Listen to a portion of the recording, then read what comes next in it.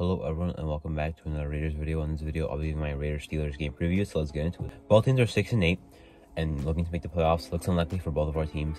However, the Raiders have the same record as the Browns, 6-8, and the Jaguars are 7-8.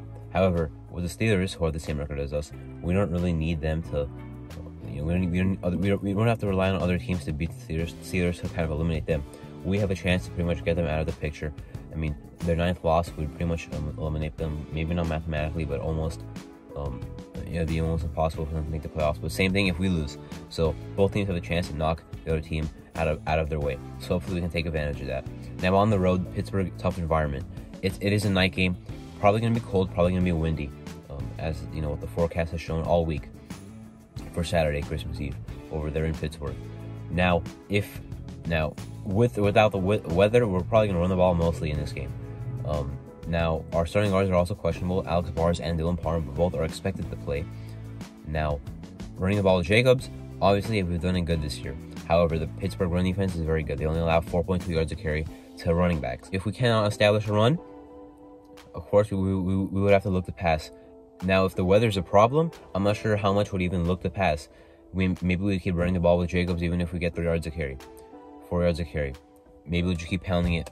Now, I am a little worried because, running the ball we've done that this year. Our offensive line has exceeded expectations with the Pittsburgh front four, front five. Not sure if they're 3-4 or what, but their front is very scary. TJ Watt, if Carr passes the ball 25 to 30 times, I'll just say 25 plus times, I guarantee TJ Watt will get at least 1 sack, maybe even Cameron Hayward. Now, Miles Jack is also very good in the linebacker room, but he is questionable. Terrell Edmunds in the secondary is a good safety. He's questionable.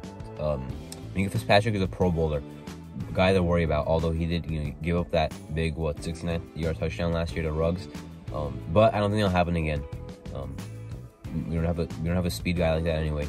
But there's pass defense. I mean, I don't know how their pass defense is that good. I mean, I don't like their corners, but they still play pretty well. Their safeties, obviously good, as I mentioned. I'm not sure if William Jackson's going to play. They traded for him, but then they put him on IR. I'm not sure if they've activated him since.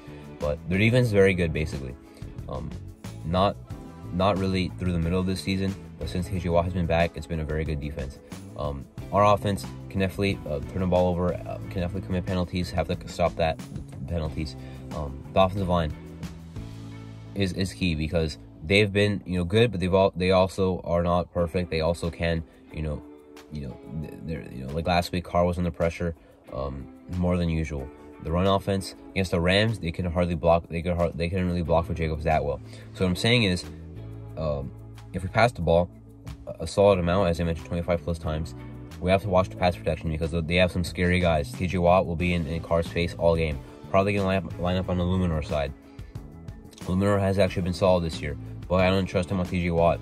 I don't trust anyone even if he was Cole Miller. I don't trust him on TJ Watt. That is a scary matchup. So that's something to worry about. If we run the ball, I'm worried that even with Jacobs being the leading rusher in the league, I'm still worried that we might not get it going. And if the weather's bad and we can't run the ball, can you only imagine what's going to happen? Now, defensively, we can still win the game if it's a defensive matchup, which I could see it happening because anyway, Pittsburgh's offense is not very good. Our defense is not very good either, but their offense is not good. Kenny Pickett will start. He has been throwing a lot of interceptions, but he's getting better. Before he got hurt, and now he's coming back. Najee Harris has not been good this year. Their offensive line is absolutely, for sure, worse than ours. They can't run the ball or pass protect. Their offense. They have some solid playmakers.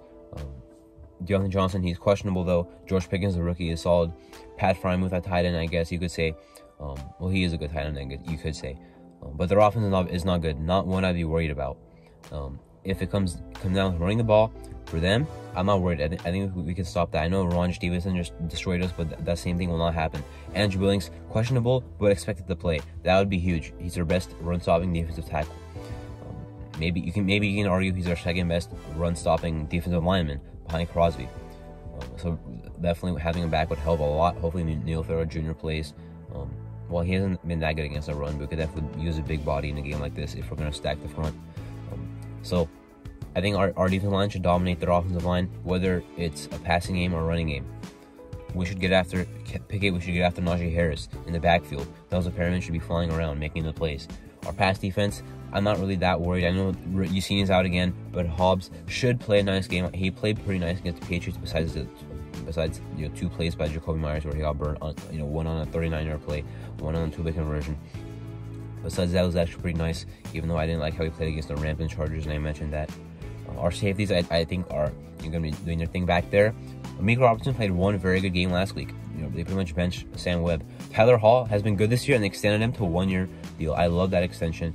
He's been playing very well. Still young, 24, 25 years old, younger guy. He is kind of undersized at 5'10", 190. Well, undersized to play on the outside. He'll be a slot guy. Maybe next year he'll be the starting nickel corner. Who knows? Amika Robertson could be that guy. He still has one more year left on his rookie contract, which is next year. But as we've seen, he can play outside, but he can also play nickel. So I'm not sure if Tyler Hall is the future nickel, or not future, but at least for next year. But definitely a guy who can play that spot for us and has done it well this year. I love the option, and it was not much money either. $1.01 million, as cheap as you could give him. I like that extension option for Tyler Hall, who since week 11, since he started playing for our defense, has been playing well. I'm not that worried. Even with Yassin out, hopefully he does return this season. If he doesn't, I still want us to re-sign him. He's been playing well this year. But I like what we have for this game defensively. Maybe it's a defensive matchup. Maybe around 13-13. Well, I don't think it's gonna be a tie, but I'm saying maybe 14-13, 13-10. I don't know which team was. I think their defense is probably better than our offense. Our defense probably better than their offense. So, the defensive should win that matchup, which could make it a low-scoring game. If it's not a cold weather game, we'll just imagine that for a second. Or at least if it's still cold, but the wind is not that much of a factor, we can still pass the ball, or at least attempt to. Pittsburgh can definitely give up big plays, but as we know, they can get after the quarterback and they can force turnovers. So things to be careful with there. I would expect Carr to throw at least one pick if he's throwing the ball a lot. Maybe Minkah Fitzpatrick gets his hand on the ball. Tajawa, as I mentioned, 1 sack, it's coming. Just be ready for it. Hopefully it's not a strip sack. And hopefully Carr does not get hurt, obviously. Their offense, Najee Harris, I think we'll get a rushing touchdown. Probably will not get that many yards in. Probably his yards per carry will not be that good. Pickett, maybe he'll throw a pick. Our defense has 4 interceptions this year, so maybe not against us. But he is prone to throwing them. And maybe we should get after the quarterback. Crosby should dominate. Chandler Jones should continue to have a good season. Well, continue his good stretch of games this season, which have been lately. The good games. But defense, hopefully maybe this is the game where our defense has to keep our offense in the game like they did last week. Hopefully not. Hopefully our offense could actually capitalize. Big game here. Have to keep our season alive. I haven't heard any Raider fans talk about how if we win this game, we still have to win the 49ers game, which is a whole different chapter in itself. At least we have an extra day to get ready for that game. 8 days from this game to that next game. At least we're at home, but that's gonna be tough. But for now, we have to take care of our business here in Pittsburgh. Tough environment. Night game, prime time. We'll see what happens. We're the final game of the Christmas Eve slate. Prime time. Let's make it happen. Anyway, that was my game preview for the Raiders Steelers Week 16 game. So I'm Marto. Thank you for watching.